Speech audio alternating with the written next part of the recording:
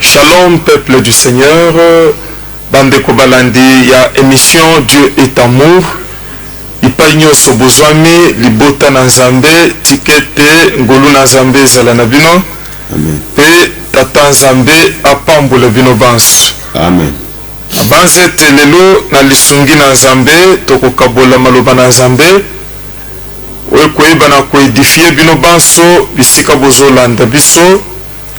Nana koloba kepesa nanu motu ya mingi na Nzambe na bomoi oya zolinga kolobela yo sasa ipi lelo tozali kolobela mama na likambo na motu ya mingi ndenge bomoni yango na sena ba écran na bino wezali kolobe telekomba et spirituel tozwi yango na mukanda na Thomas Paul oya zali kokomela église ya Efeso. Ephésiens 6, 10 à 14, nous pouvons lire au nom de Jésus-Christ. Que nous révèle la Bible. Au reste, fortifiez-vous dans le Seigneur et par sa force toute puissante. Revêtez-vous de toutes les armes de Dieu afin de pouvoir tenir ferme contre les ruses du diable. Car nous n'avons pas à lutter contre la chair et le sang, mais contre les dominations, contre les autorités, contre le prince de ce monde des ténèbres, contre les esprits méchants dans le lieu céleste. C'est pourquoi prenez toutes les armes de Dieu afin de pouvoir résister dans le mauvais jour et tenir ferme après avoir tout surmonté. Tenez donc ferme, ayez à vos reins la vérité pour ceinture, revêtez la cuirasse de la justice. Tokoki ko kende lisusu na mukanda na Nzambe kaka na épître ya Thomas Paul tozali na 2 Corinthiens chapitre 10 verset 3 kino na 4. Si nous marchons dans la chair, nous ne combattons pas selon la chair. Car les armes avec lesquelles nous combattons ne sont pas charnelles, mais elles sont puissantes par la vertu de Dieu pour renverser de forteresses. Amen.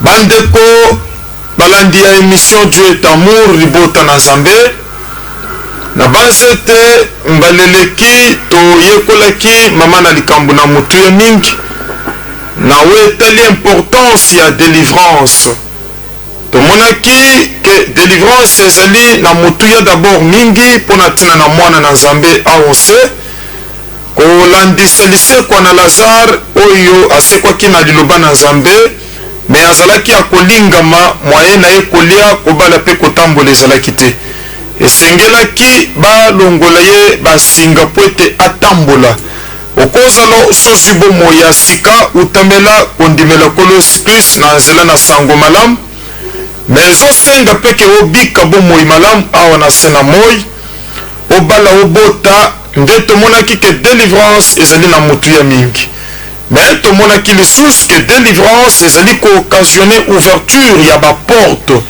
na bomoi ya motu tozwaki ndakisa ya Petelo na boloko tomonaki ete Pole na Nzambe ebetaki na kati na boloko epesaki nzela na basinga oyo ezalaki na makolo mpe na maboko oyeba na kokweya tomonaki makambo ebele ete moko mpe mosusu esengeli adésire lumière ya Saint-Esprit mpe ya liloba na Nzambe na bomoi na ye na ntina ete brisement ya bachaîne eyeba na komonisama mais dès lors ke ndeko bachaîne ekweyaki tomonaki kalataki bilamba alataki sapatu mokaba na loketo oyo ezali kotalisa pe moko na makambo ezali lié na processus ya délivrance il faut kozala zele faut kozala na vérité na loketo pe bizaleli malamu alors toyaki komona ke dès lors ke ndeko ayebaki na koremplir bacondition bikuke fungwamaki yango moko misato elongo na ange na Nzambe délivrance ezali kooccasionne baporte ya mariage ebele oyo ekangami na bomoi na yo mpe ya mosala efungwama par moment vie na yo cause la bloquer ne fils que na situation moko ya mari de nuit ou bien ya femme de nuit ou bien na esprit songolo ya impudicité ya vol esprit songolo ya sorcellerie et qui peut bloquer ba porte mususu na bomo ya mutu. Et par là tokendaki na komona te quatrième porte c'était bisika église sangana ki na ndako ya mama Marie mama na Marc. Kuna tomonaki ke petelo atokaki tomonaki qu'il y a des portes qui s'ouvrent par la puissance du Saint-Esprit mais qu'il y a aussi des portes ezali kosenga ke mukristo a entretenir ba relation malamu na batu ayeba ko soigner ba relation et tomonaki ke en priant aussi pour acquérir quelque chose lokola Pierre ou ezali bénédiction sokozoluka délivrance na domaine songolo esengeli pe l'air liloba na Nzambe ezotoke na motema na yo oyeba kofongola motema. Il y en a qui prient beaucoup mais bazo conjuguer ba effort ya kofongola mitema te pour que lipamboli na Nzambe ekota. Voilà mayeto yekola ki fois passé tika ete Nzambe na bomoi apambola bino nyonso de la part ya mutu na Nzambe le pasteur Simon Pierre Mbikai Mokambi ya Assemblée chrétienne Terre Sainte wezamina lingwala précisément na croisement ya Moshi Basankosu ba numéro ya téléphone na biso ezali na se bokoki ko komela biso na WhatsApp nazali pe accompagné na compagnon na de lutte le prophète Moïse Mbouyi. Alors mukanda touti kotanga bandeko baningami kati na nkolo Kristo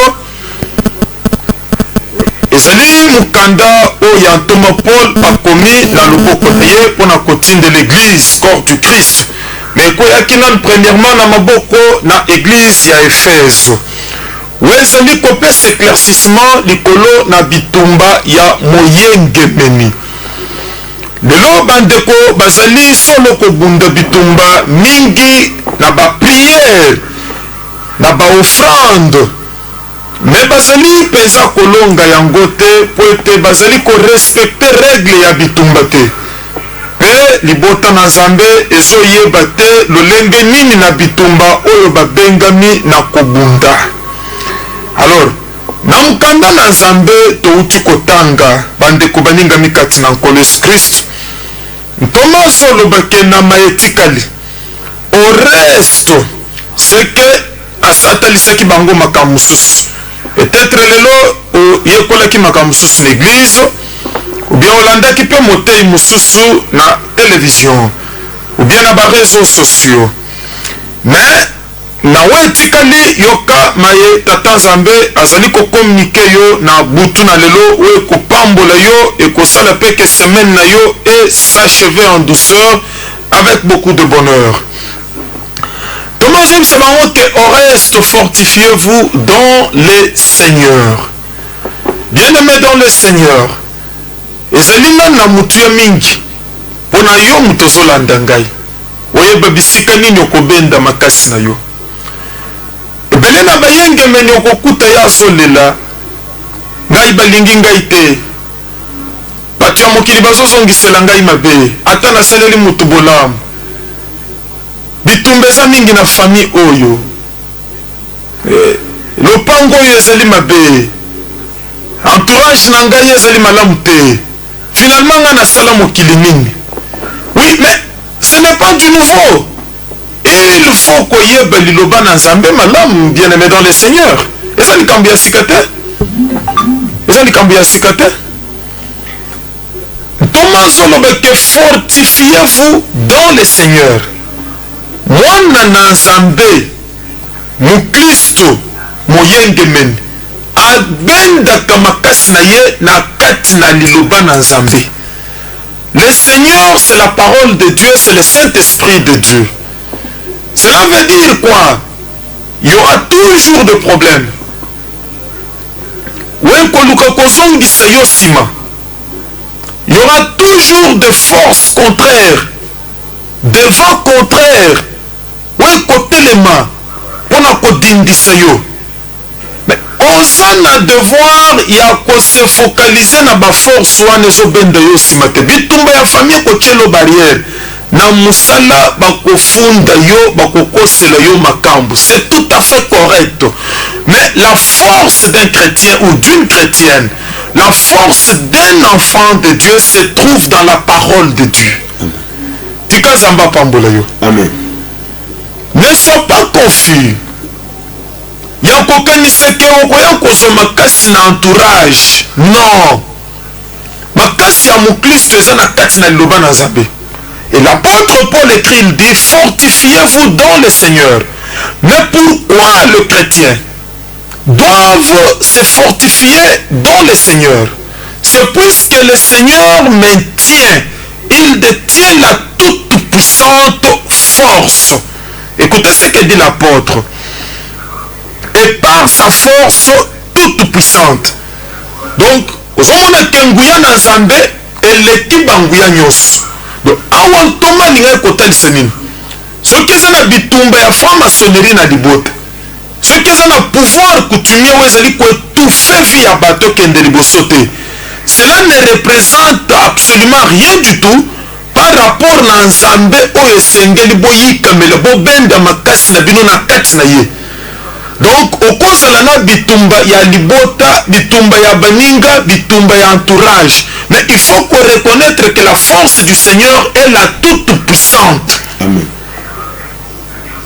Ça, ezali principe oyo ezali koéchappe na bato na Nzambe mingi. Okomona mutu aza na Nzambe, mutu aza na liloba na Nzambe, o Bible ezoloba qu'elle est puissante.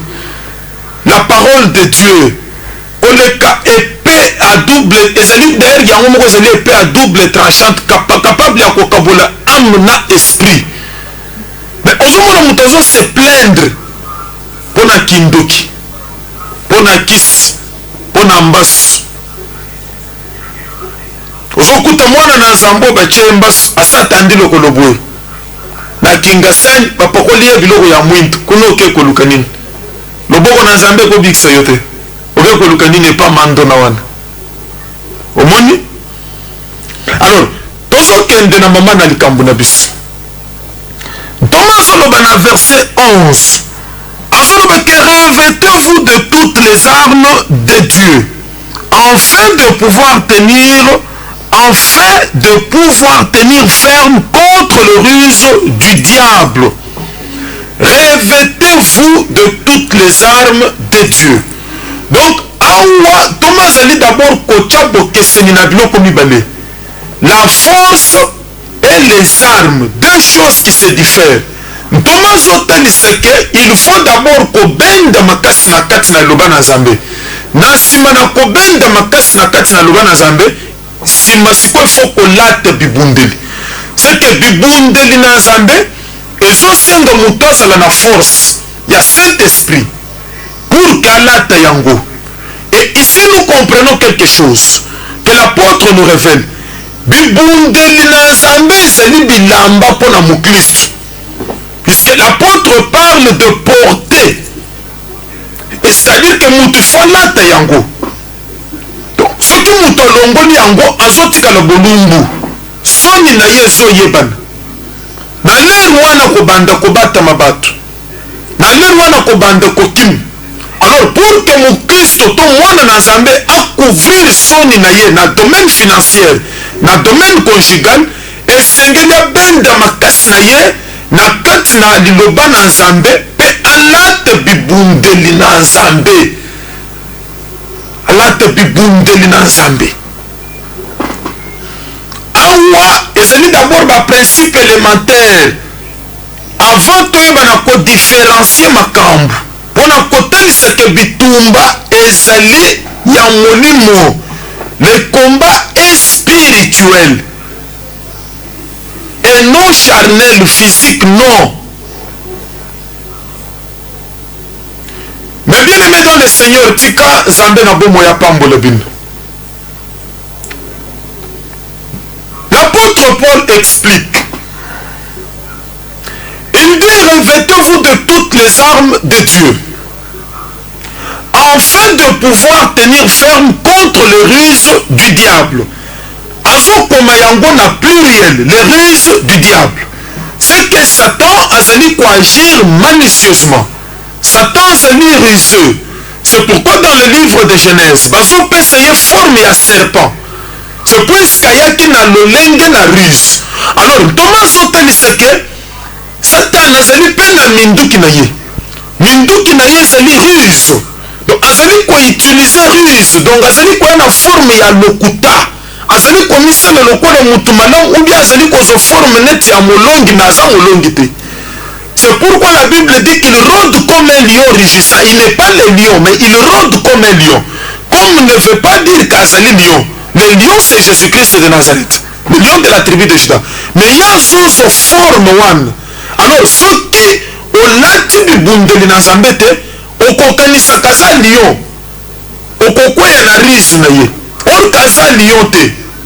Aza na yeka kepav ya serpent et seigne atamaki na Golgotha. Alors, Thomas Soloba walobi, revêtez-vous de toutes les armes de Dieu. Je ne sais pas s'il y a un frère, une soeur, une maman, un papa qui me suit. Revêtez-vous de toutes les armes de Dieu. Donc, bibundeli tozo lata, ezali bibundeli ya Satana te. Ezali pe bibundeli ya États-Unis te. Ya FRDC te. Donc, ezali bibundeli na Nzambe. C'est-à-dire que Nzambe aza na bibundeli na ye. Satana azali pe na bibundeli na ye. Batu pe baza na bibundeli na bango. Ndenge bomonaka babombe ezolela na Irak, ndenge masasi ezobeta na est de la République, wana ezali bibundeli na batu ya mutu asimbi munduki abeti lisasi ebomi mutu na nzoto. Satana azali pe na bibundeli na ye oyo akotiselaki nango liwa na jardin d'Eden, jardin de délice. Ezali ruse puisque ayaki na forme neti ya kopesa vie éternelle, or kazalaki kobotola mutu vie éternelle. Alors Nzambe pe azali na bibundeli na ye. Alors mpona kolonga Satana pe kodemere ferme contre baruse na ye, contre ya ye minduki, il faut kolate bibundeli ya mutu ya longa Satana. Que le Seigneur vous bénisse. Amen. Na moment ozolata bibundeli ya mutu ya longaki Satana te, okolonga ye te, puisque la seule personne oyo anyata Satana sur le bois du calvaire, c'est Jésus-Christ de Nazareth. Pas seulement kalongaki sur le bois du calvaire, mais abandaki déjà kolonga ye na lola, puisque l'air Satana se rebelle na lola. Bible ezoloba ke Nzambe abakiselaki archange Michael makasi. Et l'air archange Michael aye koengage na ye bitumba, aye koprécipite ye na se.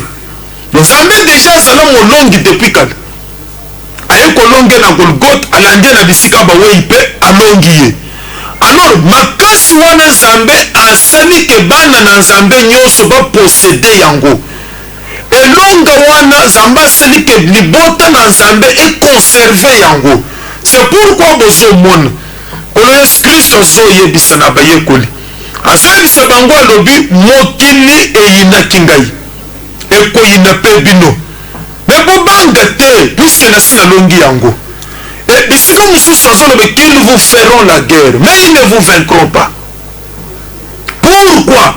Puisque ayebaki ke ye déjà asa alongaki Satana, et que soki bayengemeni balati bibundeli na ye oyo elongaki Satana na lole, elongi na Golgotha mpe na bisika na bawei, bango mpe bakodemere na kati na victoire. Tika Nzambe afongola mayele na yo, bien aimé dans le Seigneur. Lilobo oyo echange lolenge na yo ya komona makambo, okota siko na kati na victoire na Nzambe. Okobunda contre Satan oyo azali esprit, mais yo ozali koengage bitumba ya nzoto te. Lisasi ekobeta esprit te. Même soki oza na bamunition nayebi te combien, ozwa yango ke na bandi kobeta demo ya sida, okobeta masasi likolo na ndenge ekosila, demo ya sida okotikala komona ye te. Donc le spirituel combat le spirituel, le physique combat le physique. Alors Dieu qui est esprit et Satan aussi est esprit. C'est ainsi que pour Moutononga Satan, esengeli d'abord à se fortifier na kati na Nzambe. Se fortifier dans le Seigneur, c'est tirer sa force dans le Saint-Esprit de Dieu. C'est pourquoi la Bible dit que quand il sera venu, vous recevrez une puissance. Donc, au lieu de Nzambe, azali ko remplir yo na nguya na ye. Et dans le moment où nous allons collater ce que Nzambe, c'est pourquoi il est d'une très grande importance pour un enfant de Dieu de ne pas attrister le Saint-Esprit de Dieu. Amen. Et il est aussi d'une très grande importance pour tout chrétien de devenir enfant de Dieu. Puisque la différence est entre kozala mukristo na kozala mwana nzambe. Okozala mukristo ozokende na église ondimeli évangile à Christ. Maintenant nous comme mwana na nzambe te par l'esprit d'adoption. Or pour être fortifié dans le Seigneur, il faut d'abord connaître nandako ya Abraham. Il faut qu'on comme mwana na nzambe par le Saint-Esprit de Dieu qui lui donne à ceux qui lui obéissent de cœur. Tika zamba pambolo yo. Amen. Alors, Thomas Solobeke, bolata bibundeli na nzambe. Donc, ozomona ke awo, révélation ya ke mwana na yo aza na kindoki. Mobali na yo soki ndenge nini, tata mwasi soki ndenge nini. Oui, c'est vrai, ndenge bapesi yo prophétie na ngomba. Ou bien ndenge yo moko loti yango. Mais la prophétie n'annule pas la parole de Dieu. La parole de Dieu est immuable. Voyez-vous mes bien-aimés dans le Seigneur. Même les rêves koki ko annuler loba na nzambe te. Loba na nzambe c'est ni nzambe ye moko. Donc c'est-à-dire que le fait ya komona bitumba quelque part ezoloba te ke siko o utiliser siko munition ya nzoto non. Oya siko kopimela ndeko oyo fufu puisque olotie mabe. Ou bien ozanga ko honorer moboti puisque baebisio kaza na misala mabe. Non, ça n'a pas de rapport. Le combat est spirituel. Puisque Dieu est esprit. Et nous combattons spirituellement avec les armes spirituelles. Et ça dit Dieu qui est esprit a koki ko utiliser minduki en zotote. Puisque l'esprit n'a ni chair ni os. Alors Dieu est esprit et vie.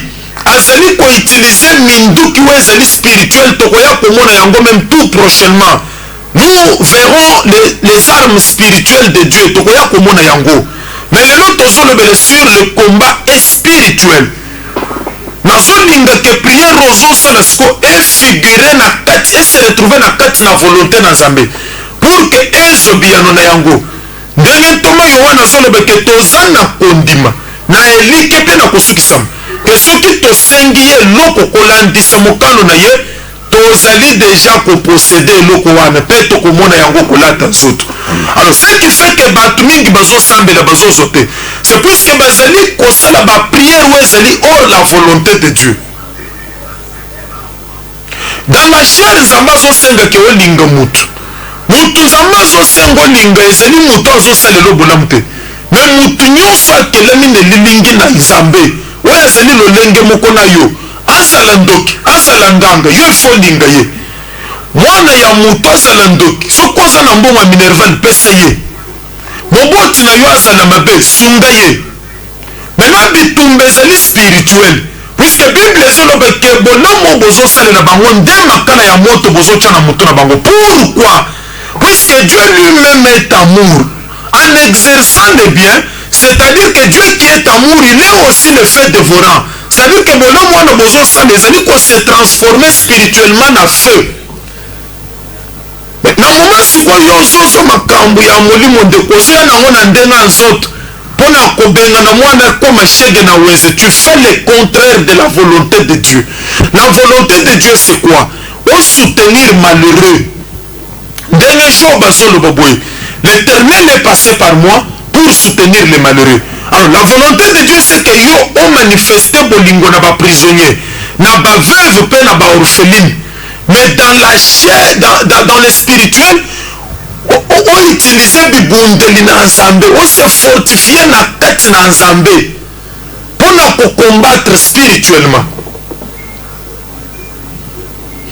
Wana d'abord tomoni ke bibundeli ezali ya nzambe. Bibundeli eza ya tata mwasi te.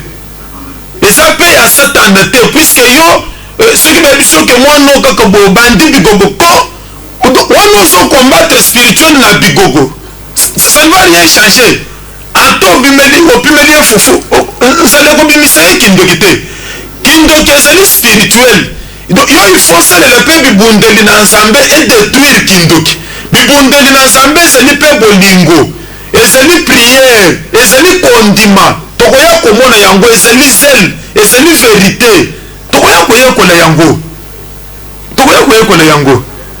bandeko ebele mingi lelo baza na kati na confusion puisque okoya komona dere bazoloba moto ondire moto wana eza moto ya koni te oyo ozotimbela bato wana ezalaka moto ya molimo santo c'est le feu dévorant c'est le feu du Saint-Esprit eza moto ya koni te c'est-à-dire que ezali kokende koatake baesprit ezokende koatake mutu na nzoto te d'ailleurs soko otali yo so oyoki village moko eziki na moto ya molimo santo yake yo otindaki moto village na bino eziki oso oyoki yango village moko te nano eziki biloko wana ezali spirituel c'est-à-dire que moto wana ezokende kodétruire esprit ya kindoki eza na kati na moto esprit wana lere ezokoma malambile ekoki koevre te ensemo malamu moto okoya meme korekonetre nguya na nzambe na yo nde ekotindike me mabongolo motema puisque Bible ezoloba que la volonté de Dieu c'est que tout le monde akoma na salut même les méchants lere azopérir nzambe azosepela te alors il faut prière na yo encadrer na volonté na nzambe. Que mon Dieu vous bénisse. Amen. Terre sainte, Lingwala, croisement Mouchiba Sankus. Bah, numéro na biso ezali na C, plus 243 422 141 32 53 plus 243 997 160 118. Pour tout contact sur WhatsApp, vous pouvez aussi nous appeler. Nous avons un culte chaque jour, lundi, kino vendredi, de 17h30 à 19h15. Et dimanche, nous avons un culte d'adoration, culte évangélique. À partir de 8h, kino 10h. Okoya koyoka makambo en live. Na onction ya Saint-Esprit, où ezali ko kangola immédiatement. Alors, nous allons progresser, bandeko. Otia motema ekense te puisque yo déjà osoyini mutu na nzoto ozokanisaka ndenge oyini mutu na nzoto nzambe mpe ayini ye non nzambe ayini ye te Dieu est amour kaka nazoloba yo okozala basi bateyi yo mabe ya ozotinda moto etumba tata mwasi moto ekotumba ye te moto efo dirige yango vers esprit oyo ezali koanime tata mwasi moto efo ekende kodétruire esprit ya magie puisque okotikala komona tata mwasi na nzoto bwaziki te bien d'ailleurs au contraire soko otali bien yo nde elongi ekomi kochange. Alors tomaso opesa le pourquoi esengeli tolata bibundeli na nzambe tomaso oloba que car nous n'avons pas lutté contre la chair et le sang. Mais c'est clair, c'est pas moi qui ai écrit ça, mes bien-aimés dans le Seigneur. Ici, c'est l'apôtre lui-même. Que nous n'avons pas à lutter contre le sang et la chair. Mais pourquoi yozo bundisa ndeko na yo na zoto? Pourquoi yozo tambola na matongi? Pourquoi ozo inaye? Ya yo mutuka soki ezoleka na boulevard okokitisa glace teke opesa aveugle même 1000 francs. Yo pona yo ndenge aza aveugle aza ndoki mais nzambe mutu asalika azala na bomoi malgré ndenge yo ozomoneleka aza ndoki wana soki opesi ye 1000 francs ekochange eloko moko te mpona yo bamama nyonso ya mikolo oyo okozunga bango te ya yo mbongo il faut baninga na yo basi batie parfum donc yo ozomonela nzambe na bato basi batie parfum balati kitoko nde évangile oyo bateyi yo yo ozomonela nzambe kaka na pania offrande ya église. Mais qui vous a dit ça? Nani ayebi soki nzambe aza kaka na pania offrande ya église? Liloba na nzambe ezotalisa bongo te. Nzambe esi aza na baorphelin, nzambe aza na kati na baveuve, nzambe aza na bato ya troisième âge, nzambe aza na kati na baprisonnier. Kanga liloba na nzambe malamu ezali spirituel omema yango na nzoto te. Na nzoto nzambe azosenga biso bolingo, na nzoto nzambe azosenga biso bolingo. Na nzoto bible ezoloba na mokanda na Romains 13 verset 8 que ne devez rien à personne si ce n'est de vous aimer les uns les autres, car celui qui aime son frère a accompli toute la loi de Dieu. C'est la seule recommandation na nzoto nzambe alobi teke kopimela mutu sosi mpo olotaki ye mabe te. mwana nzambe atoloti mutu mabe na tongo bokaboleli mpo bolia bomela ti bitumba ezali spirituel, bitumba ezali spirituel. lelo na eglise bisika esengeli bolingo ezala cultive evanzema na mitema ya bato, nde bisika sikoyo bakomi kocultive koyina ene ekomi makasi na eglise. C'est pourquoi ezali kose reproduire même na bamilie politique na baentreprise.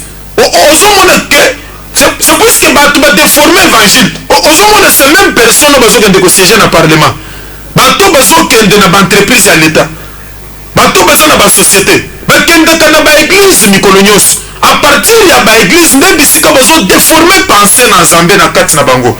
bato bazozoweza spirituel bazoya nango na nzoto e bazobosana la recommandation du Seigneur, bazobosana la recommandation du Seigneur. Le plus grand commandement c'est que tu aimeras l'Éternel ton Dieu de tout ton cœur, de toute ta force, de toute ton âme, et tu aimeras ton prochain comme toi-même. Mais en ce qui concerne les combats est spirituel. bitumba eza ya nzoto te. Et d'ailleurs soki ozwi bitumba ya molimo oke nango na nzoto okoeshue puisque okobanda kosambela hors la volonté de Dieu. Et na moment wana nzambe akoyanola yo te. C'est ce qui fait que yo osambeli mingi. ozomona yo osali bagene ebele, omati bangomba mbala mingi, oyambi baprofete ebele na ndako bakosi yo. Le vrai problème c'est que faut nano bongisa motema na yo, bongisa motema, comprendre que bitumba ezali contre l'ennemi commun. ndenge ntoma Pierre azobenga ye l'ennemi commun, Satan le diable. ozomona même moto bazoyebi soki aza na kindoki wana Satan aza mpe moyini na ye, puisque azali prisonnier ya Satan. Ce n'est pas que Satan alingi ye, Satan alingaka motu te. Satan akosaki baange na lola alobi tosala bitumba tokolonga tokozwa esika na nzambe. basali bitumba kuna balongi te, baange wana lelo bakoma bademon. Satan aza na moninga te. Au contraire, olie ya koyina motu wana efo kosunga ye nzambe abikisa ye.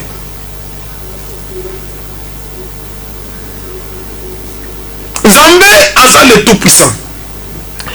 bandeko mingi bazosambela nzambe me bazoyeba nzambe wana te. kombo na nzambe ezali omnipotent, kombo na nzambe ezali El Shaddai, ce qui veut dire Dieu tout puissant. Et d'ailleurs ntoma na kokoma azoloba ke par sa toute puissante force nzambe aza mpona kobikisa yo. nzambe aza na besoin kaka moto akufa te mpo yo obika.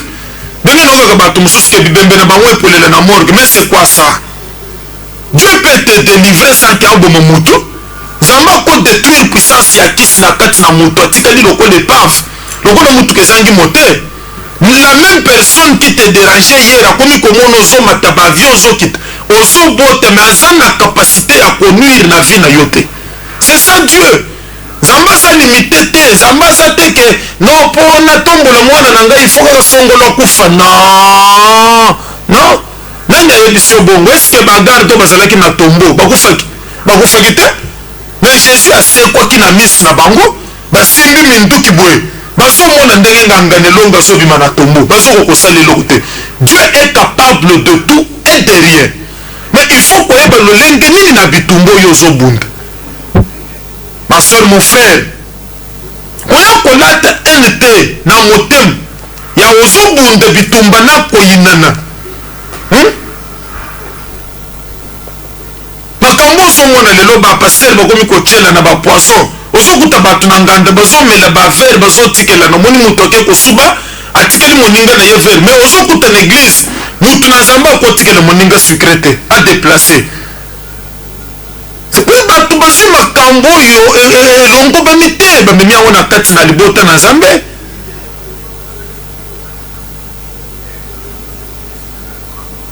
ndeko tika nzambe nzambe apambola yo. Amen.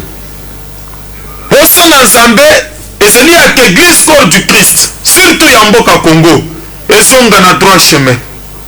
Moyini ainsinuwe biloko ya mabe na mitu ya bana na nzambe. Enseignement obscur yake mama na yo mutu azobundisa akufa yo wana bandi kosambela akufa non, sambela zamba détruire puissance ya kindoki oyo ezali koderange yo na nzela na mama. Soki liwa wana eza likambo na nzambe ye moko me eute epa na yo te, yo koya kokanisa mabe mpo na mutu te. Alors Thomas azali koloba na mukanda na 2 Corinthiens tozali kozongela Romain azoloba que si nous marchons dans la chair nous ne combattons pas selon la chair. Wana ezali na 2 Corinthiens 10 3. Soki tozotambola na nzoto, tozolia na nzoto, tozolata na nzoto, tozomela na nzoto, me tozobunda na nzoto te. Tozobunda na nzoto te. Oyo ozozwa bitumba ya mulimo ozomemango na nzoto. Mais pourquoi Thomas azokomela bandeko ya Korinte mukanda oyo? Puisque na kati na bango confusion ezalaki. Bango bazalaki kobanza ke ndenge tozolia na nzoto saka bitumba eza mpe ya makofi. Bitumba ya nzoto tikela baboxer bapapa edingwe, tikela bango bitumba ya nzoto. Ya biso bitumba bana na nzambe ezali ya molimo, ezali bitumba ya molimo, ezali bitumba contre milimo mabe ya bubole ya bokauki, eza bitumba contre l'invisible. Nzambe na biso azali komonisama te na misu na bomoto, me azali komonana na misu ya kondima, nde azali kodétruire biloko wana spirituellement. Elere azodétruire yango spirituellement okomona baefe na nzoto. C'est comme ça même ndenge basalaka baliaka mutu na kindoki na ye kokufa na nzoto, ndenge moko mpe na nzambe. Nzambe azopesa victoire spirituellement me na nzoto bofongwami emonisami, libala ezwami, mosala mpe ezwami. Alors mpona kokoma na victoire wana il faut kolonga spirituellement, il faut kobunda mpe spirituellement, puisque okozala na nzoto mutu okufi na esprit na ye etikali ezobundisa yo. Eza na bandeko mingi bakangami na bamari de nuit a partir ya bato basi bakufa, koko akufa kala me atikali azobimele lokola mari de nuit. Sikoyo yo ozodesire liwa ya mutu ye wana akufi me atikali azobimele lokola mari de nuit, kendeka sobundisa ebembe na ye na bisika bawei. Donc ozomona ke bitumbu eza ya molimo, bitumbu eza ya molimo. Thomas azoloba ke car les armes avec lesquelles nous combattons ne sont pas charnelles. Ozoloka ne sont pas charnelles. Même l'air Goliath azomona David azoya, David asimbaki baton, lance pierre na mabanga na ye na poche. Alors Goliath azalaki na maîtrise ya bitumba ya bana na nzambe te. Goliath azoyebisa David alobi yo mwana oyo, yo moninga mbwa mpo ya na biloko babetaka nango bambwa liboso na. Donc mpona Goliath David azalaki kobunda bitumba oyo physiquement, azalaki kominimize taille ya David, azominimize biloko David asimbaki. Mais oyo David ayebaki ke bitumba nazobunda yango na nzoto te. David azoyebisa alobi lelo nazoya na kombo na oyo ya seko, au nom de l'Éternel je viens vers toi au nom de l'Éternel. Donc David azalaki na munduki spirituel, c'était le nom de l'Éternel. David azalaki kotirer makasi na ye dans le nom de Jésus.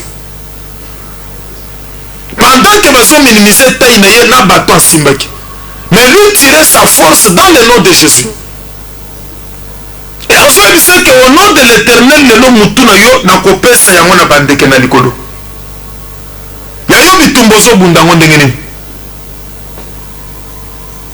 Tika nzamba pambola yo. Amen. 82 141 32 53. Thomas soloba que ces armes elles sont puissantes par la vertu de Dieu. Donc ozomona ke eza bibundeli eza makasi te mpo yo oyini mutu te, ezali nzambe mutu azokomisa bibundeli wana makasi. Nzambe ye moko puisque eza bibundeli na ye, nzambe moko moto azokomisa yango makasi nzambe moko moto asali ke bibundeli wana elonga satana de génération en génération. Amen. Kolo apambola bino tozozongela ntoma na Éphésiens. Thomas aloba que car nous n'avons pas lutté contre la chair et le sang mais contre les dominations. Ozoko moyini na yo les dominations. Est-ce que Thomas le dit que nous luttons contre nos tatamas là nos yaya te. Thomas aloba que nous luttons contre les dominations. Domination ezali ba esprit élevé oyo ezali koluka kodomine finance, koluka kodomine vie conjugale, koluka kodomine bandoto na yo, ba esprit oyo ezoya ya forme de nuit wana po edomine yo na butu. Lutte na yo ezali contre ba domination wana nete Congo RDC eza na bitumba contre camp politique, contre camp mosusu. Congo RDC eza na bitumba contre esprit ya haine. Bitumba ya Congo RDC ngana koloba ke tata mokonzi ya mboka asangisa banganga nzambe badelivre mboko na esprit ya haine. Na esprit ya haine likambo ya Congo RDC ezali ya haine koyinana motema mabe nde esprit oyo esengeli RDC ebundisa ebwaka nayebi te soki na océan nini pour ke mboka ebanda kokende liboso. Nzambe na bomo ya kosala ngolu, nzambe na bomo ya kosala ngolu ndeko lilobo ezala occasion de chute mpo na yo te, mais bien au contraire nzambe asimba motema na yo na ntina ete obikisama, na ntina ete obikisama. Thomas oloba contre les autorités, contre les princes de ce monde des ténèbres. Ozok, les autorités spirituelles, les princes de ce monde des ténèbres. Les princes de ce monde des ténèbres. Donc contre Satan le diable. Contre Satan le diable. Na esika Satan le diable ozo chamutu pourquoi? Parce que Satan de muto zo vanda na kati na muto. Yende sengeli yo bumbisa. Mais pourquoi yo zo mona muto zo mona esprit oyo ezali ko animete? Tala bisiko yo zo kendaka ko échouer. Tala bisiko yo zo kendaka ko échouer. Le combat est spirituel. Le combat est spirituel. Na mutu na yo longola makanisi ya mutu. Mutu akufa mais esprit akufaka te. Ozomona longola baide wana mona d'abord ke nzambe aza na nguya mingi se fortifie na kati na liloba na nzambe oyo ezolobeke bakosala bino bitumba bakolonga bino te. Se fortifie na kati na liloba na nzambe oyo ezolobeke moi l'éternel je serai au milieu de vous, vous serez mes filles et mes fils. Se fortifie na kati na liloba na nzambe oyo ezolobeke petit enfant vous êtes de Dieu, vous les avez vaincus à cause de celui qui est en vous, plus grand que celui qui est dans le monde. Se fortifier na kati na liloba na nzambe ezoloba que la victoire appartient à l'Éternel. Tala eloko esalaki makasi ya David. David azoloba que la victoire appartient à l'Éternel. Eza ya yo te Goliath atoza munene mulayi atoza na bibundeli na nzoto ya ndenge nini ekosala eloko moko te elonge ezali ya nzambe. Donc là David azolobao David azomona que spirituellement akosala ke Goliath asala même AVC. Pona David ezalaki koengage ni bato ni bibundeli ya Goliath te. Pona David ezalaki question ya nguya na nzambe oyo aza capable ya kobotola même pema na bomoi na kati ya Goliath. Vous voyez? C'est comme ça qu'un enfant de Dieu doit concevoir les choses. Comme ça qu'un enfant de Dieu doit concevoir les choses. Alors Thomas lakisa puisque totangaki kino na verset 14 azoloba contre les princes des ténèbres de ce monde, contre les esprits méchants dans les lieux célestes. Les esprits méchants dans les lieux célestes. Donc il y a des esprits méchants. Il y a que ceux qui possédent vie à mouton, au moins mouton comme il est bon. Ceux qui continuent à quatre na moi zo yoka lisusu te. Moi zo yoka lisusu te. Ceux qui continuent à quatre na mobile mobali akobanda sokolala na ndako te puisque ezali esprit méchant ezoya na agressivité mpona kodétruire foyer mpona kodestabilize vie ya motu na lere wana kosala papa baproblème mingi te akoya kobeta molangi na motu akotikala na defo na lere wana ifo kokombattre esprit méchant oyo batie ya ivrognerie esprit ya impudicité batie na kati na papa puisque c'est un esprit méchant qui cherche par tous les moyens ndenge akodestabilize vie conjugale ezali baesprit méchant ekokote bandi kodétruire biloko nyonso ya ndako esprit ya destruction donc omona mombule moke kaka ebeti ya yo nyonso eziki na ndako mais pas voisin eziki te oyo eza esprit méchant il faut comprendre que eza problème yake mwana oyo azopasola basani mingi mwana oyo non ezali esprit méchant ese ekoti déjà na kati na mwana ese ekoti déjà na kati ndako tozokende moke moke na koshitekala mingi te tobanda prière tosilisa verset 13 oyo tobanda prière Thomas oloba boye c'est pourquoi ozomona c'est pourquoi j'aime bien l'apôtre Paul puisqu'il explique très bien les choses azoloba ke lokola bitumba ezali ya molimo Satan azali esprit bayini ezali milimo mabe eke nzambe na biso azali mpe esprit mpe azali molongi Thomas azoloba ke c'est pourquoi prenez toutes les armes de Dieu toutes les armes de Dieu Thomas azoloba te eza bibundeli mibale tika mosusu te nzambe alongaki na mibale te nzambe azali molongi na nyonso toutes les armes de Dieu c'est que nzambe ye moko asalelaka bibundeli wana na mobimba na yango nzambe ye moko azali consommateur de la foi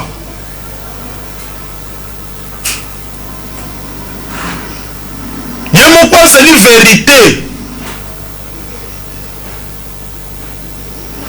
ye moko azali casque du salut azali cuirasse de la justice Thomas oloba ke c'est pourquoi bolata nyonso bibundeli nyonso na nzambe bolata yango nyonso nde kotala lolenge ya kolonga bitumba ya molimo bandenge na kolukolata bibundeli nyonso na nzambe bibundeli nyonso na nzambe c'est pourquoi prenez toutes les armes de Dieu afin de pouvoir résister dans les mauvais jours na yango ntoma atalisi biso ke otenir ferme contre les risques du diable bon satan akoya komeka yo ndenge ayelaki Eve na jardin d'Eden mais ya mibale azotalisa role ya bibundeli na nzambe mpona kotenir ferme dans les mauvais jours awu ya un élément important oyo esengeli mokristo ayeba ke mauvais jour ezalaka ezali na mikolo basante bakotaka na bamabulu ya nkosi bashadrak bakotaki na moto mauvais jour ezali na bomo ya mwana nzambe nyonso bateya yo te ke soki difficulté ekomeli yo c'est-à-dire ke nzambe aboyi yo non bapierre basalaki boloko même bapaul basalaki prison pas mpona mabe mais mpona kodelivre mutu badelivre mutu na esprit ya pito mais balongoli bango na bilamba baboki bango na prison oyo ezali mauvais jour ezali eyaka na bomo ya mwana nzambe nyonso c'est pourquoi bible ezoloba que le malheur atteint souvent les justes mais l'éternel en délivre toujours Amen. mais na moment olati bibundeli na nzambe te okotenir ferme na mauvais jour te mauvais jour ekoya koemporte yo ce qui fait que lelo bomoni bato na nzambe mingi bakoti na loge c'est puisque balataki bibundeli na nzambe te mauvais jour eye ememi bango akoki kosupporte te kotenir ferme te ake koluka protection nini ezosalaka akende koluka protection ya mokili c'est puisque azalaki na bibundeli na nzambe te moto aza na bibundeli na nzambe ata mauvais jour eye ekosala ye eloko moko te lere bazotia daniel na libulu na bankosi daniel alataki bibundeli na nzambe daniel na bibundeli na nzambe nkosi ya mokili akosala nini lere bankosi batali daniel bamoni ke alati bibundeli ya mokili na biso bankosi bakomi gentil bakomi koservir ye misuni na bango lere batie Shadrach Meshach Abednego na kati na moto moto eteni elobi me bango baza na bibundeli na nzambe baoyo moto ya mokili ekosala bango nini moto ya mokili ekosala bango nini moto ya mokili ekosala nzambe nini ekosala nzambe nini afin de tenir ferme dans les mauvais jours bibundeli na nzambe ekoede yo contre ruse ya satan mpe kotenir ferme na temps ya persécution na temps ya sécheresse na temps mosala ekokufa na temps trouble ekotelemela yo badifficulté ekotelema na libala na yo eloko ekosalaki oresiste obatela libala ezali bibundeli na nzambe ezali bibundeli na nzambe ezali bibundeli na nzambe alors thomas azosukisa azoloba boye et tenir ferme après avoir tout surmonté après avoir tout surmonté eloko ya misato il y a des choses à surmonter et Thomas azoloba que tout c'est que na parcours ya mwana nzambe il y a des étapes oyo esengeli kofranchir alors soki osurmonte biloko wana il faut soki otikala ya kotelema c'est-à-dire quoi soki otraverse mauvais jour orésiste na ruse ya satan otikali siko debu bapromese na nzambe bandi kokokisama il faut siko otikala ferme soki olongoli bibundeli na nzambe puiske babali yo okoya kopengu okoya koperdre libala ebele mpo bazwaki misolo balongoli bibundeli na nzambe misusu baye koinitie bango na ntango ya élévation c'est puisque ayebaki te qu'après avoir tout surmonté il fallait kogarde bibundeli na nzambe na nzoto mpona kotenir ferme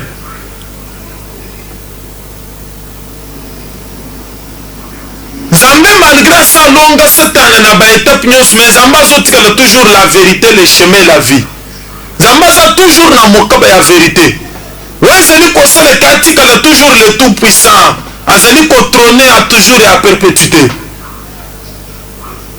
donc bibundeli ya nzambe na tension ebandeli ke ezali lokola bilamba mpona mokristo ya molimo soki olongoli yango badécouvrir soni na yo ata okomi honorable soki operdre vérité bato bakodécouvrir soni na yo honorabilité wana ekozala lisusu te nde ozomona baministre bazomikuta na boloko c'est puisque lere akomi ministre akaisika esili alere sikoyo ya kolongola vérité deja bazolobaka soki balingi badegrade mokonzi bakolongola ye ceinture na lere wana pantalon ekwei aye komikuta komi kolia mvungule na prison ozomona mwana nzambe il faut ayeba ke mpona komaintenir victoire il faut d'abord qu'on se fortifie dans le Seigneur lere ozo se fortifier dans le Seigneur il faut kolata bibundeli spirituel bibundeli na nzambe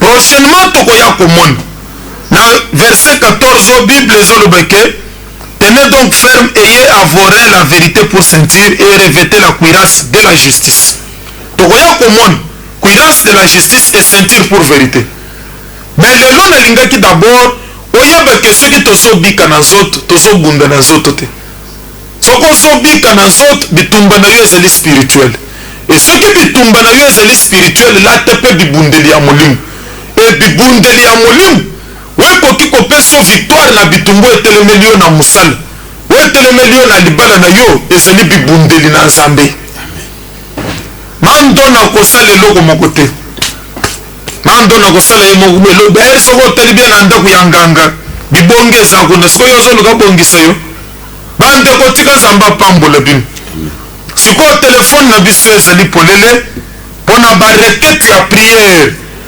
okobenga sikoyo mpona kotalisaka na yo na ntina ete tosambela mpona yo mais en attendant ke baapele ezali koya tozali kopesa toujours programme na biso ya église mpona koloba ke tozali na mayanga ni dimanche de 8h à 10h na commune ya Lingwala soko yo komona bakomi assemblée chrétienne terre sainte na croisement ya Mushiba Sankus oleki moke ndako ya papa Shadari oyo eyebani na bandeko mingi na Lingwala okomona avenue Basankus okomona église bakomi terre sainte tozali etonga ya sika okobenga biso na 09 97 160 118 82 141 32 53 pour na contact nyos. Consultation prophétique ezali pe mikolo nyos, même dimanche après culte, pour na découvrir nini ezali kotungisa yo na tinete ozo directive na Nzambe oyeba lolenge nini ya komiboza na mabondeli nini esengeli na yo kosala. Bien aimé dans le Seigneur, sikona kolingete bisiko ozali obandana na kotonda Nzambe pona liloba na mutu yo makasi oto otolanda. Bible ezoloba ete soyez toujours reconnaissant. Mukanda na Nzambe ezoloba ke mabota ya mokili mobimbe koya kongumba mela Nzambe na Israel. Bandana nkopesa ye merci pona sukisami ke liloba oyo ekokotisa yo na nzela na elonga na kombo na kolo Yesu Kristo bondeli biso banso. Kolo Père glorieux, digne de louange et d'adoration, puissant vainqueur, revêtu de gloire et de magnificence. Tika lokumu ekutepai na yo kengo pe masanjo lezonga na mboka na yo.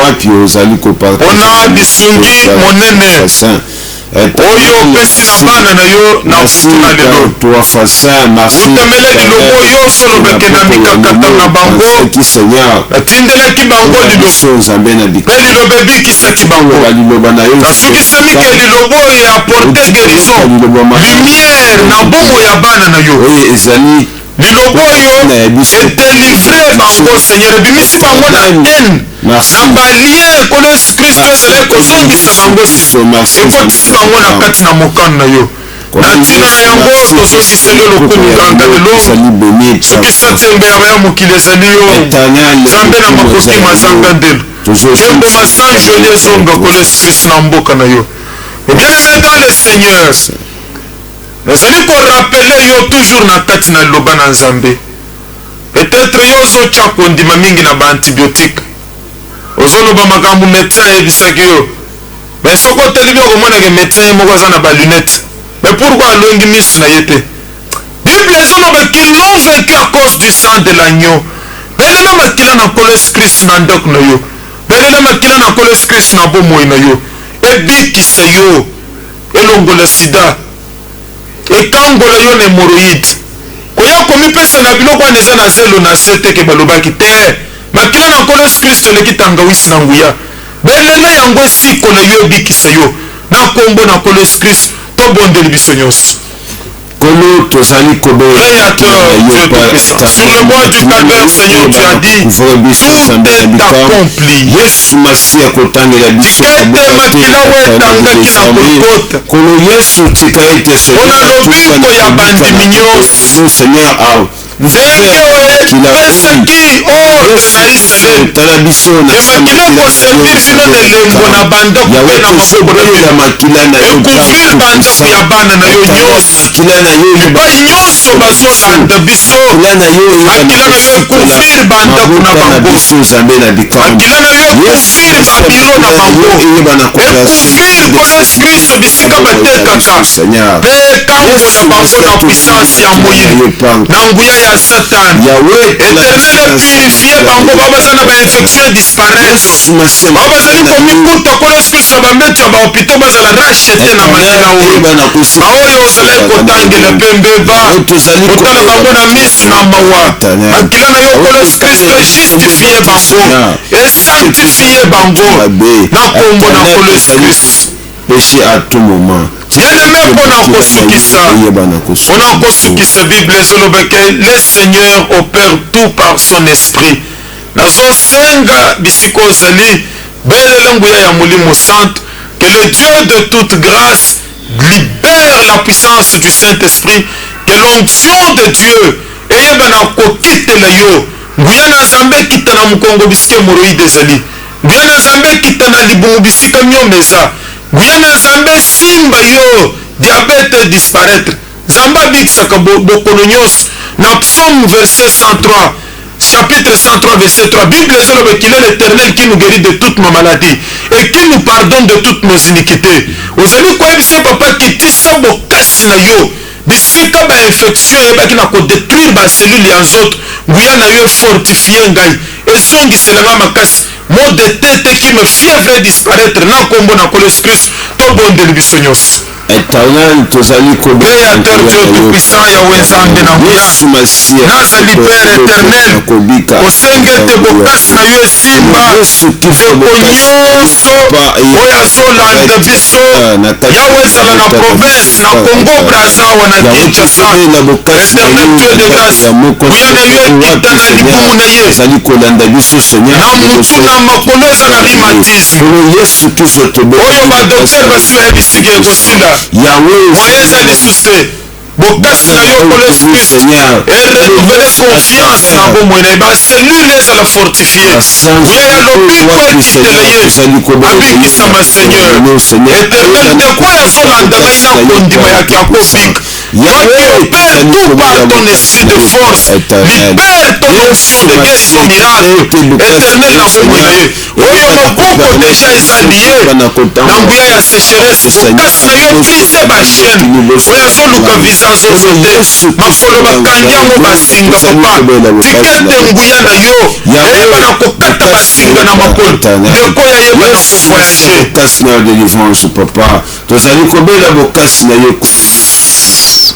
bien-aimé sala prière ya déclaration pambola mokolo na yo pambola butu na yo pambola bana na yo pambola mobali na yo pambola mwasi na yo sala prière ya kondima ndenge tomonaki fois passé que la prière de la foi sauvera le malade Dieu le relèvera même s'il a commis des iniquités il lui sera pardonné ozali kosala prière ya kondima ozodéclare longa na bomoi na yo na libota na yo na kombo na Yesu tobondeli biso banso Éternel, Père glorieux, je déclare la victoire éternel dans la vie de ton peuple. Je déclare, Seigneur, la guérison.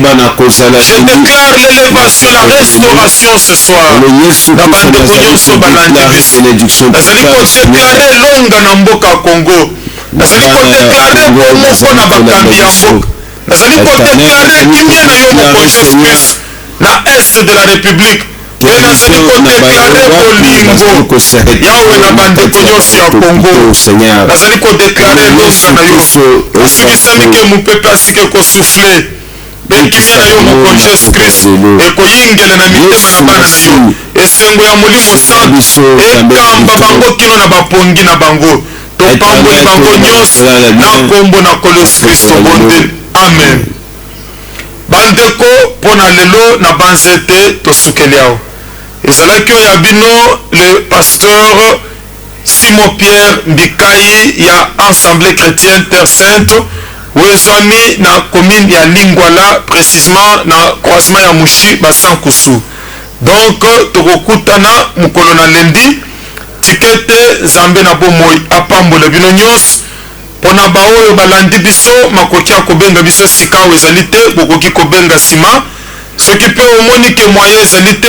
okoki koya kaka mbala moko na église koyoka liloba na Nzambe mpe koyoka elobeli na Nzambe na banzete Nzambe na bomoi oyo abikisaka na nzela na losambo mpe na liloba na ye akoyeba na kobikisa bino tika Nzambe apambola bino banso apambola mpe baautorité ya mboka na kombo na kolo Yesu Kristo kabwani biso nyonso rendez-vous na biso lendi botikala malamu kimia na Nzambe ezala na bino